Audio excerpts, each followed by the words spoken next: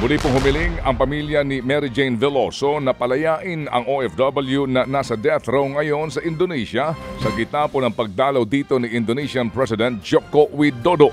Nitong Miyerkules po ng umaga, nagtungo ang pamilya Veloso sa Mendiola. Malapit nga po sa Malacanang, bitbit nila ang mga liham ng panawagan para kina Pangulong Marcos Jr. at President Widodo. Clemency lamang daw ang tanging kahilingan ng kanyang pamilya. Nasa death row ngayon sa Indonesia ang OFW dahil sa umano'y kaso ng drug trafficking. 13 taon na ho nakakulong sa Indonesia si Mary Jane matapos nga pong mahulihan ng halos 3 kilo ng heroin sa bagahe. Ayon po naman sa Foreign Affairs Department, napadala na ho sa Jakarta ang mga legal na dokumento mula sa RTC kung saan po naman ito ho ay duminig doon sa human trafficking case ni Mary Jane.